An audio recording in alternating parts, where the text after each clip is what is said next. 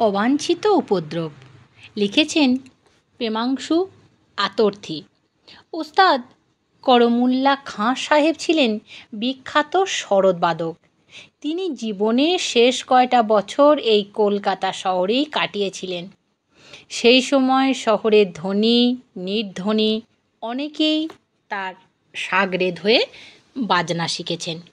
খাঁ সাহেব শুধু উঁচু দরের বাজিয়েছিলেন না, তিনি একজন উঁচু দরের মজলিসি লোকও ছিলেন। তার গল্প এক সময় শহরে প্রবাদের মতো রাষ্ট্র ছিল। পরলোকগত স্যার আশুতোষ চৌধুরী মহাশয়ের পত্নী লেডি প্রতিমা চৌধুরী কর্তৃক প্রতিষ্ঠিত সঙ্গীত সংঘের অধ্যক্ষ ছিলেন করমুল্লা খাঁ সাহেব।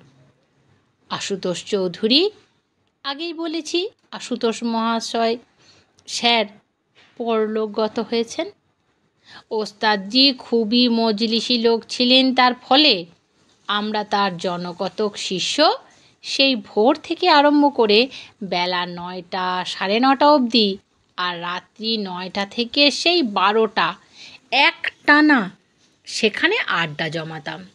দেশে বিদেশের আরও অনেক নামজাদা বাজিয়ে গাইয়ে আসতেন সেখানে। গান বাজনা জলসা যেদিন হতো সেই দিন আর আড্ডা ভাঙবার সময়ে ঠিক থাকতো না। সন্ধে থেকে ভোর হয়ে যাওয়াও এমন কিছু বড় ব্যাপার কিন্তু ছিল না।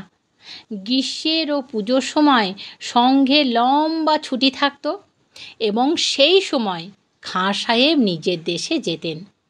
তার বাড়ির মহিলারা কেউ এখানে থাকতেন না। তাদের দেখাশোনা করবার জন্য বছরে অন্তত 2-1 বার দেশে না গেলে তার তো চলতো না। তিনি থাকতেন ভাড়াটিয়াদের বাড়িতে, ভাড়া বাড়িতে, এবং প্রতিবারই দেশে যাবার সময় বাড়ি ছেড়ে দিয়ে যেতে হতো তাকে।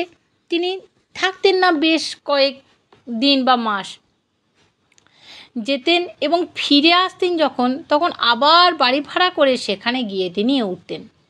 যতদিন না বাড়ি পাওয়া যেত ততদিন হয় মধুরায়ের লেনে কালীপালের বাড়ি কিংবা কর্নওয়াল স্ট্রিটে গজেন ঘোষের বাড়িতে তিনি থাকতেন, আর আমরা সবাই ছোটাছুটি করতাম বাড়ি তল্লাশের জন্য।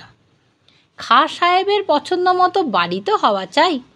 খোলামেলা আলো বাতাস পাওয়া যায় এমন বাড়ি হলে তার চলবে, আর যে খোলামেলা আলো বাতাস পাওয়া যায় এমন বাড়ি হলে চলবে বলা ভুল, তার চলবেই না। চারিদিকে বেশ বন্ধ থাকবে, অন্য কোনো বাড়ি থেকে কিচ্ছু দেখা যাবে না, অর্থাৎ তার ভাড়ার বাড়িখানি একেবারে সিন্দুকের মতো হওয়া চাই। এখনকার লোকেরা হয়তো বিশ্বাস করতে চাইবে না, কারণ এখন লোক কী চায়? খোলা মেলা হাওয়া বাতাসপূর্ণ ঘর। কিন্তু সেকালে সব সময়ে সব রকমের বাড়িই কিন্তু পাওয়া যেত। যে যেরকম চায় সে সেরকমই বাড়ি ভাড়া পেত। এই রকম একটা সময়ে খাঁ সাহেব দেশ থেকে ফিরে এসেছেন। শিষ্য সম্প্রদায় বাড়ি খুঁজে ব্যস্ত, কিন্তু সেবার আর মনের মতো বাড়ি জুটল না। শেষকালে বেশ কিছুকাল খোঁজাখুঁজির পর একখানা বাড়ি পাওয়া গেল। বাড়িখানা মানিকতলা স্ট্রিটে ছাতুবাবুর বাজার ছাড়িয়ে গিয়ে একটা কালী মন্দির আছে, তার একটু আগে একটা গলির মধ্যে। তখন কলকাতা ইমপ্রুভমেন্ট যেসব ট্রাস্ট ছিল, চিত্তরঞ্জন এভিনিউ তৈরি করেছেন, এই বাড়িখানাও রাস্তার ওপরেই পড়েছিল। বাড়িখানার সামনে পেছনে ডাঁয়ে বাঁয়ে সব ভাড়া বাড়ি। কোনোটা একেবারে ভেঙে ফেলা হয়েছে, কোনোটা আস্তে আস্তে ভাঙা হচ্ছে। মাস 5-6 বাদে এই বাড়িখানাও ভাঙা হবে। অন্তত 5-6 মাসও থাকা যাবে, এই মনে করেই খাঁ সাহেব বাড়িটা পছন্দ করলেন এবং দিন 2-এর মধ্যেই জিনিসপত্র এনে এখানে উঠলেন। আমরা আগের মতো সকাল সন্ধে সেখানে জুটতে লাগলাম। রাতে অনেকখানি অন্ধকার গলি পার হয়ে তবে বাড়িতে ঢুকতে হয়। এখানে গ্যাস কিংবা অন্য কোনো আলো তখন জ্বলতো না। তার উপরে দুপাশে সব ভাঙা বাড়ি থাকা, গলি পার হবার সময় অনেকেরই গা ছমছম করত। একদিন তখন রাত্রি কত হবে, 8টা। খাঁ সাহেবের একটি শিষ্য ওই বাড়ির গলিটা পার হয়েছেন, এমন সময় ভদ্রলোকের কানের পাশ দিয়ে একটা বড় ডাব বেরিয়ে গিয়ে সামনে পড়ল। আমরা অনেকেই তখন ওপরে বসেছিলাম। ভদ্রলোকটি আমাদের এ কথা বলা মাত্র আমরা আলো ও লোকজন নিয়ে নিচে গেলাম। দেখলাম ডাবটা কিন্তু তখনও পড়ে রয়েছে। সেটা মাথায় লাগলে তাকে আর উঠতে হতো না। নিশ্চয়ই কোনো বদমাইশ লোকের কাজ মনে করে তো আমরা তখনকার মতো চলে গেলাম। পরের দিন সকালে এসে শুনলাম যে কাল সারা রাত্রি মহা হাঙ্গামা হয়ে গিয়েছে। কি ব্যাপার? শোনা গেল রাত্রি 11টার সময় স্নানের ঘরের কল খোলার শব্দ পেয়ে নিচে কল বন্ধ করে আসা হলো। সেই সময় কলকাতা শহরে অনেক জায়গায় সারা রাত কলে কিন্তু জল থাকতো। যা হোক, ওপরে আসবার পরই আবার জল পড়ার শব্দ শুনতে পাওয়া গেল। একটু আগেই কলটা বন্ধ করে আসা হয়েছিল এবং আবার তারা নিচে বন্ধ করে কলটা আবার উপরে আসলো। এই রকম বার কয়েক হতেই তারা 2-3 জন মিলে নিচে গিয়ে কল বন্ধ করে ওই কলের সামনে, স্নানের ঘরের সামনেই বসে থাকলো। কিন্তু কিছুক্ষণ পরেই আবার কে কল খুলে দিয়েই কল চালু করে দিল। ভয়ে তারা উপরে উঠে আসে এবং সারা রাত্রি ধরে জল পড়তে থাকে। দোতলায় একটা বড় হল ঘর ছিল। এই ঘরে খাঁ সাহেব থাকতেন। তাছাড়া বাজনার আসর ইত্যাদি এই ঘরেই করবার বন্দোবস্ত হতো। সেই দিন রাতে এই ঘরে আমরা বসে কাল রাতের সেই কল খোলার ব্যাপার সম্বন্ধে আলোচনা করছি। এমন সময় উপর থেকে ঝুপ ঝুপ করে পুষ্পবৃষ্টির মতন আমাদের মাথার উপরে খানিকটা আস্তাকুড়ের ময়লা পড়ল। আমরা তো একেবারে অবাক। এই রকম চাষারে রসিকতা চলল সেখানে। এরকম চাষারে রসিকতা সেখানে তো কোনো দিন ছিল না। কাজেই উপস্থিত ব্যক্তিদের মধ্যে এ কাজ কেউ করেনি। যাই হোক, সে জায়গাটা পরিষ্কার করে আবার বসা গেল। কিন্তু বসতে না বসতেই আবার সেই ময়লার বৃষ্টি, যত সব তরকারির খোসা। ব্যাপার দেখে খাঁ সাহেব তো নানা রকম মন্ত্রতন্ত্র আওড়াতে লাগলেন। ঝাড়ফুঁক চলতে লাগলো। সেই দিনকার মতো আমরা সরে পড়লাম। পরের দিন এসে শুনি সারা রাত সেই রকম কল খোলা চলেছে এবং রাতে আরও 2-1বার ময়লাও পড়েছে। খাঁ সাহেবের দেশের বাড়িতে অনেকগুলি ছেলে মানুষ হচ্ছিল। এবারে তাদের মধ্যে 2-1জনকে কলকাতায় নিয়ে এসেছিলেন তিনি। তাদের মধ্যে একজন বললেন, সিঁড়িতে একজন দাড়িওয়ালা অপরিচিত বৃদ্ধ দাঁড়িয়েছিলেন। আমি কাছে যেতেই তিনি যে কোথায় মিলিয়ে গেলেন তা কিন্তু বুঝতে পারলাম না। এ ছোকরা ছিল খুবই ওস্তাদ। সমস্ত ব্যাপারটার উপর একটু রং দেবার জন্যই কথাটা সে বানিয়ে বলেছিল। কিন্তু যাই হোক, শূন্য থেকে আমাদের উপরে ময়লা পড়া সমানে চলতে লাগলো। ঘরের সমস্ত দরজা জানলা বন্ধ করে দিয়ে উপর দিকে চেয়ে থেকে বসে দেখছি, হঠাৎ শূন্য থেকে খানিকটা ময়লা ঝুপ ঝুপ করে পড়ল। ফাঁকা জায়গায় নয়, লোকের মাথার উপর। এদিকে খাঁ সাহেব 5 ওয়াক্ত নামাজ পড়তে লাগলেন। বাড়িতে কোনো প্রকার অনাচার যাতে না হয় সেদিকে কড়া নজর রাখতে লাগলেন। ঘরের মধ্যে সর্বক্ষণ গুগল জ্বলতে লাগলো, কিন্তু কিছুতেই কিচ্ছু হলো না। সন্ধ্যের পর লোকজন আসরে বসলেই ময়লা পড়া সমানে চলতে লাগলো। ব্যাপার দেখে আড্ডাধারীরা সরে পড়তে আরম্ভ করলেন। অনেক বাইরে লোকও কৌতূহল পরবশত হয়ে আসতে লাগলো। আমাদের এমন শান্তির নীড় বাজারের হট্টগোলে পরিপূর্ণ হলো।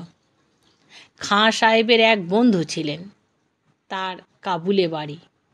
সকলে তাকে সৈয়দ সাহেব বলে ডাকতেন। ভদ্রলোক উর্দু বলতে পারতেন না, ফার্সিতে কথা বলতেন। কিন্তু উর্দু বুঝতে পারতেন। খাঁ সাহেবও ফার্সি বলতে পারতেন না, তবে বুঝতে পারতেন। এই সৈয়দ সাহেব ধার্মিক লোক ছিলেন, আর ঝাড়ফুঁক ও মন্ত্রতন্ত্রেও ছিলেন ওস্তাদ। হালে পানি না পেয়ে এই সৈয়দ সাহেবের শরণাগত হয়ে গেল শেষকালে। সৈয়দ সাহেব এসে সব শুনে কিছুক্ষণ চোখ বুজে থেকে বললেন, কোনো ভয় নেই, এ হচ্ছে এই রকম বদমাইশ ভূতের কাজ। দাঁড়াও, ঠান্ডা করে দিচ্ছি। সৈয়দ সাহেব 8-10টা কাগজে কী সব মন্ত্র লিখে দেওয়ালে জায়গায় জায়গায় সাঁটিয়ে দিলেন। ঘরে খুব গুগুল জ্বলতে লাগলো। তিনি নামাজ ও সেই সঙ্গে আরও কী কী সব পড়ে বলে গেলেন, ব্যাস, ভূত ঠান্ডা হয়ে গেছে। 2 দিন পরে আমাদের আবার খবর দিল। ঠিক হলো সেই দিন সন্ধ্যার পরে ভূতের কল্যাণার্থে বিশেষ জলসা হবে। যারা আড্ডায় আসা বন্ধ করেছিল তাদের কাছে আরও অনেকের কাছে বিশেষ নিমন্ত্রণ পাঠানো হলো। সেদিন সন্ধ্যাবেলায় জলসায় অনেকেই এসে উপস্থিত হলেন। সৈয়দ সাহেব দেওয়ালে যে যে জায়গায় তাগা মেরে দিয়েছিলেন, আমরা সেই জায়গাগুলোতে দেওয়ালে গা সাঁটা দিয়ে বসে পড়লাম। সন্ধ্যা উতরে গেল। খাঁ সাহেবরা সকলে নামাজ সেরে এসে আসরস্থ হলেন। সকলের মুখেই ভূতের গল্প, যা অভিজ্ঞতা ও শোনা কথা বলতে লাগলেন। রাত্রি 8টা অবধি কোনো অত্যাচার, ময়লা পড়া অথবা কল খোলা হলো না দেখে খাঁ সাহেব সাজ মেলাতে আরম্ভ করলেন। সেদিন সঙ্গত করেছিলেন বিখ্যাত তবলাবাদক দর্শন সিং, আজ তার উভয়েরই প্রেতলোকের বাসিন্দা। প্রায় 9টা নাগাদ খাঁ সাহেব বাজনা শুরু করলেন। বেশ জমিয়ে দরবারি আলাপ করে গত শুরু করেছেন। শ্রোতাবৃন্দ চারিদিক থেকে বাবা বাবা, বহুত আচ্ছা, বহুত আচ্ছা প্রভৃতি প্রশংসাসূচক আওয়াজ ছাড়লেন দেখে অন্তরিক্ষে ভূত মহাশয় আর সংযম রক্ষা করতে পারলেন না। খাঁ সাহেব ও দর্শন সিংয়ের মাথার উপর বারবার করে খানিকটা পুষ্পবৃষ্টি হয়ে গেল। বাদামের খোলা, পেঁয়াজের খোসা, আলুর খোসা এবং তার সঙ্গে কিছুটা ছাই কাদা ইত্যাদি। একবার নয়, 2বার নয়, 3বার। খাঁ সাহেবের বাজনা থামিয়ে সদরটি নামিয়ে রেখে উপর দিকে চেয়ে বললেন, তোবা তোবা। তারপরে একটু থেমে বললেন, কুছ রুপিয়া পয়সা ফেঁকো বাবা। ওদিকে ব্যাপার দেখে শ্রোতাবৃন্দ আস্তে আস্তে হালকা হতে লাগলেন, কিন্তু তারাও বঞ্চিত হলেন না। তাদের ওপরেও কয়েকবার পুষ্পবৃষ্টি হয়ে গেল। পরের দিন ভোর না হতে সৈয়দ সাহেবকে ডেকে আনা হলো। সব শুনে তিনি বললেন, এই হিন্দু পাড়ায় আমি মনে করেছিলাম এই সব হিন্দু ভূতের কাজ, কিন্তু এখন দেখি তা নয়। কারণ আমি যে মন্ত্র ঝেড়েছি, হিন্দু ভূত তা কিছুতেই সহ্য করতে পারত না। এ হচ্ছে জিন, একেই আমি তাড়িয়ে দিচ্ছি, তবে কিছুদিন সময় লাগবে। খাঁ সাহেব কিন্তু আর সময় দিলেন না। তিনি সেই দিনই জিনিসপত্র নিয়ে এক সাগরেতের বাড়ি উঠে গেলেন। বিশ্ব শির্জার সব শিশু সম্প্রদায় ছিল বিশ্বে। তারা ছোটাছুটি শুরু করে দিলেন আবার নতুন বাড়ির উদ্দেশ্যে। এবারে তোমাদের আমি যে গল্পটা শোনাবো সেটা হলো হানাবাড়ি। লিখেছেন পরেশনাথ বন্দ্যোপাধ্যায়। 20 বছর আগেকার কথা। তখন আমি বঙ্গবাসী স্কুলে মাস্টারি করি। 5 বছরে 15টি বাসা বদলিয়ে এবার যে সন্ধানটা পেয়েছি সেটি সত্যিই ভারী সুন্দর। 4 কামরাওয়ালা দোতলা একটা বাড়ি, সামনেই ছেলে মেয়েদের খেলাধুলা করার পার্ক, ঘরগুলি মেঝে মার্বেল পাথরে মোড়া, বারান্দা ও সিঁড়ি মোজাইক করা, উপরে ও নিচে বাথরুম ইত্যাদি। চমৎকার ব্যবস্থা। ভাড়া হচ্ছে মাসিক 40 টাকা মাত্র। স্কুল মাস্টারের পক্ষে ভাড়াটা একটু বেশি হলেও বাড়ি হিসেবে আদৌ বেশি নয়। এমন বাড়ি অনেক তপস্যায় মেলে। বাড়ি দেখে মা তো খুব খুশি হলেন, স্ত্রী ও ছেলেরাও মহা খুশি।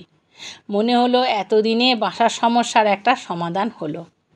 মধ্য কলকাতায় ছোটোখাটো এমন একটা বাড়ি সত্যিই দুর্লভ। 2-3 মাস অন্তর বাসা বদল করে করে হয়রান হয়ে পড়েছি। ভাড়াটা একটু বেশি, তা হোক গে। বাড়িওয়ালা বা সহ ভাড়াটের সঙ্গে কচকচানি আর ভালো লাগছে না। এবার নির্ঝঞ্ঝাট বাড়িওয়ালা থাকেন কিছুটা দূরে, অন্য কোনো ভাড়াটের ঝামেলা কিচ্ছু নেই। পরিবারের সকলেই একটু হাঁপ ছেড়ে হাঁপ ছেড়ে বাঁচলাম। নতুন বাড়িতে এসে গেছি। সামনের পার্কে ছেলেরা খেলা করে, বাইরের ঘরে বসে বসে আমি সব দেখি। বেশ একটা আরাম ও তৃপ্তি অনুভব করি। সেই দিন ছিল রবিবার। ছেলেরা পার্কে খেলছে, আমি বাইরের ঘরে বসে কি একটা লিখছি। এমন সময় বাড়ির ভেতর থেকে একটা কান্নার সুর ভেসে আসে কানে। মেয়ে ছেলের কান্না। কে কাঁদে? ভেতরে গিয়ে দেখি একটি বিধবা বউ তার 2টি ছেলেকে নিয়ে বেড়াতে এসে নিচের বারান্দায় বসে কান্না জুড়ে দিয়েছে। আমার মা সেখানে দাঁড়িয়ে তাকে কী যেন বলতে চেষ্টা করছে। ব্যাপারটা কি? কান্নার ভিতর দিয়ে ক্রমে ব্যাপারটা পরিস্ফুট হয়ে ওঠে। আগতা বিধবার স্বামী অনেক আশা করে এই বাড়িটা তৈরি করেছিলেন, কিন্তু ভোগ করতে পারেননি। দেনা দায়ে বাড়ি বাঁধা পড়ে, কর্তাকেও রোগে ধরে। 2-1 মাসের মধ্যেই তিনি নিজে কেঁদে স্ত্রী পুত্র কন্যাকে কাঁদিয়ে এই বাড়িতেই দেহ রেখেছেন। তার কত সাধের এই বাড়ি, কার বাড়ি, আজ কে ভোগ করে, ইত্যাদি ইত্যাদি। মা তাকে অনেক করে বোঝালেন। সংসারের অনিত্যতা সম্বন্ধে ছোটোখাটো একটা বক্তৃতাও দিয়ে ফেললেন। তার ছেলে মেয়েদের হাতে সামান্য কিছু মিষ্টি আনিয়ে দিলেন। বিধবাকেও কিছু জল খাওয়াতে চেষ্টা করলেন, কিন্তু পারলেন না। যা হোক, অনেকটা সময় কাটিয়ে বিধবা চোখ মুছতে মুছতে ও দীর্ঘশ্বাস ফেলতে ফেলতে চলে গেলেন। আমিও হাঁপ ছেড়ে বাইরের ঘরে এসে বসলাম। মনটা কেমন খারাপ হয়ে গেল। খুব ছোট হলো বাড়িটা সত্যি সুন্দর। এত অল্প জায়গার মধ্যে বোধহয় 1 কাঠাও হবে না এমন সুন্দর একটা বাড়ি বানাতে ভদ্রলোকের বেশ মাথা খাটাতে হয়েছে খুব। শুনলাম ভদ্রলোক নিজে কন্ট্রাক্টর ছিলেন, তাই হয়তো এত সুন্দর বাড়ি বানাতে পেরেছিলেন। ভাবতে ভাবতে খাকি হাফ প্যান্ট পরা, হ্যাট মাথায় একটা কন্ট্রাক্টরের ছবি আমার মনের পর্দায় ভেসে উঠল যেন। তিনি বাড়িটার দিকে এক দৃষ্টিতে তাকিয়ে আছেন। তাকিয়ে থাকার মতো বাড়ি বটে, ছবির মতো বাড়িটা। সব কিছুই এত সুন্দর। ঘর ছেড়ে বাইরে এসে আমিও বাড়িটার দিকে কিছু সময় তাকিয়ে রইলাম। মনে পড়ল বিধবাটির কথা। তার কত সাধের বাড়ি। নতুন বাড়িতে 10-15 দিন কেটে গেছে। একটা জরুরি কাজে শহর ছেড়ে 2-1 দিনের জন্য আমাকে বাইরে যেতে হবে।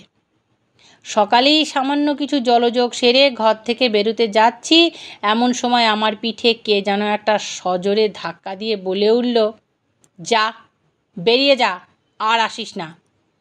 হুমড়ি খেয়ে আমি সামনের বারান্দায় রেলিং ধরে ফেললাম। মা বললে উঠল, কী রে, চৌকাঠে হোঁচট খেয়েছিস বুঝি? বাধা পড়লি, একটু বসে যা। আমি বললাম, হোঁচট খাইনি, কে যেন আমায় ধাক্কা দিল। মা বললেন, সে কি রে? স্ত্রী বললেন, ও মা, সে কি কথা গো, তুমি কি বলছো? আমি বললাম, কিছু না মা, বোধহয় দরজার পাল্লা আমার গায়ে ধাক্কা খেয়েছে থাকবে, তবু একটু বসে যা। বেরোবার মুখে বাঁধা পড়ল। মা বললেন, তথাস্তু। একটু বসে যেতে হলো। শহর ছেড়ে কিছু দূর যেতে না যেতেই বেশ কম্প দিয়ে জ্বর এসে গেল। কাজেই বাধ্য হয়েই আমাকে ফিরে আসতে হলো। বাসায় ফিরে একেবারে বেহুশ হয়ে পড়লাম। সেই অজ্ঞান অবস্থায় মনে হলো কে যেন বলছে, বাড়িটা খুব সুন্দর, দেখছিস না? দাঁড়া, তো চোখের মাথা আমি খেয়ে দিচ্ছি। পরদিন সকালবেলায় জ্বরটা অনেকটা কম দেখা গেল বটে, কিন্তু চোখে আমার বিষম যন্ত্রণা। চোখ আর মেলতে পারি না। জোর করে মেললে হু হু করে জল আসে, তখনই বন্ধ করে ফেলতে হয়। সকলে মনে করলেন, আমিও ভাবলাম হঠাৎ ঠান্ডা লেগে চোখ উঠেছে বোধ হয়। বড়িক কম্প্রেস করা, বড়িক জল দিয়ে চোখ ধোয়া সমানে চলতে লাগলো। কিন্তু ৩-৪ দিনের মধ্যেও বিশেষ কিছু উপশম দেখা গেল না। অবস্থা একই রকম রইল। সকলে চিন্তিত হয়ে পড়লেন। আজ আমার অসুখের পঞ্চম রাত্রি, প্রায় ১:৩০ বেজেছে। এমন সময় মা চেঁচিয়ে উঠলেন, খোকা, একবার ওঠ তো। ৩৫ বছর বয়স হলেও মার কাছে আমি তখনও খোকাই ছিলাম। চোখের যন্ত্রণায় ঘুম আমার একরূপ ছিল না বললেই হয়। মার ডাকে তখনই সাড়া দিয়ে দরজা খুলে বাইরে এলাম। স্ত্রী উঠে ঘরেরও বারান্দায় ইলেকট্রিক আলো জ্বেলে দিয়েছে। জিজ্ঞাসা করলাম, কি মা, কি হয়েছে, ব্যাপারটা কি? চোখ দুটোকে কোনো রকমে তুলে ধরে মার দিকে তাকিয়ে দেখি চোখ কপালে উঠে গেছে আমার। তিনি কাঁপছেন। স্ত্রী গিয়ে তাড়াতাড়ি মাকে জড়িয়ে ধরে জিজ্ঞেস করেন, মা গো, কি হয়েছে মা, এমন করছেন কেন? মা শুধু আঙুল দিয়ে একটা কিছু দেখিয়ে দিলেন। আমরা সেদিকে কিন্তু কিচ্ছু দেখতে পেলাম না। বাড়ির সকলেই তখন উঠে পড়েছে। চারিদিকে আলো জ্বেলে দেওয়া হয়েছে, তবু কিছুই দেখা গেল না। মাকে ধরে ঘরে নিয়ে যাওয়া হলো। চোখে মুখে জলের ঝাপটা দিতে দিতে কিছু সময় পরে তিনি যেন সম্বিত ফিরে পেলেন। তখন একটু একটু করে সব কথা বললেন। ঘুম থেকে উঠে আলো না জ্বেলেই তিনি বাইরে আসেন। বাইরে এসে দেখেন বারান্দায় হাফ প্যান্ট পরা, হ্যাট মাথায় একটা লোক আমার ঘরের জানলা ধরে দাঁড়িয়ে আছে। দৃষ্টি তার আমার ঘরের মধ্যে। মা বলে উঠলেন, কে কে ওখানে দাঁড়িয়ে? হ্যাট মাথায় লোকটি তখন এমন কটমট করে মার দিকে ফিরে দাঁড়ালো যে মা ভয় পেয়ে খোকা, ও খোকা বলে চেঁচিয়ে উঠেন। মূর্তিটা তখনও ওই দিকটায় সরে গেল। মুখে আমি বললাম, এ নিশ্চয়ই কোনো দুষ্টু লোক, পাইপ ধরে নেমে পালিয়েছে। মনের ভিতর কিন্তু ভেসে উঠল সেই কন্ট্রাক্টরের ছবি। মা আমার কথা বিশ্বাস করলেন না।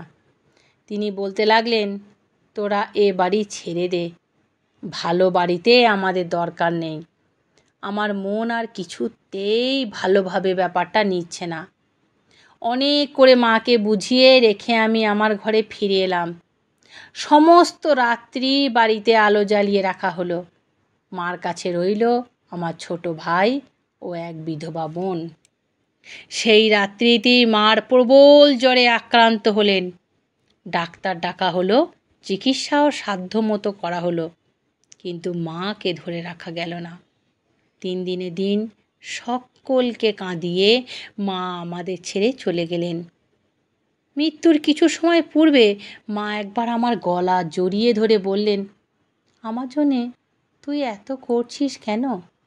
আমার সময় হয়েছে, ডাক এসেছে, আমি চলে যাচ্ছি, তোরা কিছু আমার জন্য ভাবিস না।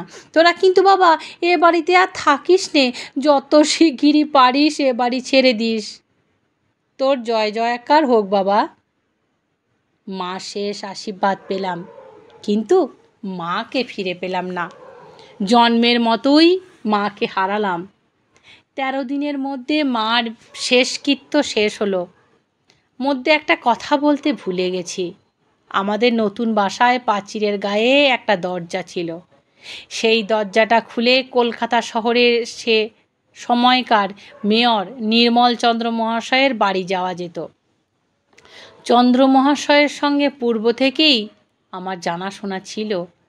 মার মৃত্যুর দিন থেকে তার শেষকৃত্য পর্যন্ত সব কটা দিনই চন্দ্র মহাশয় ও তার জননী মামনি, সকলেই তাকে আমরা মামনি বলে ডাকি। আমাদের সব কিছু দেখাশোনা তিনিই করেছেন।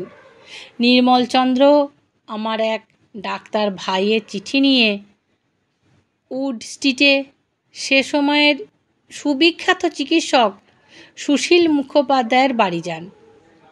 আমার চোখ পরীক্ষা করে তিনি বললেন, আর কিছুই নয়, 2 চোখের মণির উপর 2টি বসন্ত হয়েছে। কিছুদিন আর বিলম্ব করলে চোখ দুটি একেবারেই নষ্ট হতো। কি ভয়ঙ্কর! যা হোক, তিনি একটা মলম ও কয়েকটা ওষুধ দিলেন। মাসখানেক নিয়মিত প্রয়োগ করায় চোখ আমার ভালো হয়ে গেল। সুশীল মুখার্জির চিকিৎসার সারলেও আমি মনে করি নিজের জীবন দিয়ে মাই আমাকে বাঁচিয়ে দিয়ে গেছেন। মার মৃত্যুর পর 15 দিন কেটে গেছে। মামনির কাছে সব কথাই আমরা খুলে বলেছি। তিনিও বলেছেন, এমন অবস্থায় এ বাড়িতে থাকা সমীচীন নয়। আর একটা নতুন বাসাও দেখা হয়েছে। কাল সকালেই আমরা চলে যাব। রাত্রি 10টা পর্যন্ত মামনি আমাদের সঙ্গে নানা রকম গল্পগুজব করে চলে গেলেন। আজ রাত্রিতে সকলেই আমরা এক ঘরে আছি। জিনিসপত্র সব গোছানো হয়ে গেছে। রাতটা কাটলে হয়। অবশিষ্ট প্রাণ কটি নিয়ে এখান থেকে ভালোভাবে বেরোতে পারলে আমরা বাঁচি। আকাশে মেঘ করেছে, কেমন একটা গুমোট গরম পড়েছে। ঘরে আলো জ্বলছে। মার মৃত্যুর পর থেকে প্রত্যহই আলো জ্বলে ঘরে। ছেলেরা ছাড়া আমাদের কারো চোখে আজ কিন্তু নিদ্রা নেই। ছেলেরা মানে ছোট ছোট ছেলে মেয়েরা। রাত 2টো হলো বোধ হয়। এমন সময় ছাদের উপর থেকে একটা উচ্চ হাসির শব্দ ভেসে এলো। স্ত্রী চিৎকার করে আমায় জড়িয়ে ধরলেন। আমি বললাম, ভয় কি, ভয় কি, আমি তো আছি। আমিও কেন ভয় পেয়ে স্ত্রীর সঙ্গেই চেঁচিয়ে উঠলাম। বিধবা বোন দুর্গা দুর্গা বলতে লাগলেন। রাম রাম রাম রাম বলতে লাগলাম আমরা সবাই। শহর নিশুতি। একবার মেঘের ডাক শোনা গেল। বোধ হয় বৃষ্টি হবে। রাতটা আমাদের কাটলে হয়। কাল সকালেই আমরা এ বাড়ি ছেড়ে চলে যাব। আমার গল্প তোমাদের কেমন লাগলো সেটা কমেন্ট করে তোমরা আমাকে জানিও। আর যেভাবে আমার পাশে আছো সেভাবেই আমার পাশে থেকো। ভালো থেকো, সুস্থ থেকো, সাবধানে থেকো। মূল্যবান কমেন্টের মাধ্যমে আমাকে জানিও আমার গল্প তোমাদের কেমন লাগলো। আর দেখতে থাকো আমাদের সুন্দর অনুষ্ঠানটি। এই অনুষ্ঠানের যদি সাউন্ডটা তোমাদের দিতাম তাহলে কপিরাইট পড়ে যেত, তোমরা সবাই জানো। সেই জন্য অরিজিনাল সাউন্ডটা আমি দিতে পারলাম না। তার পরিবর্তে সুন্দর সুন্দর 2টি গল্প তোমাদের উপহার দিলাম। ভালো থেকো।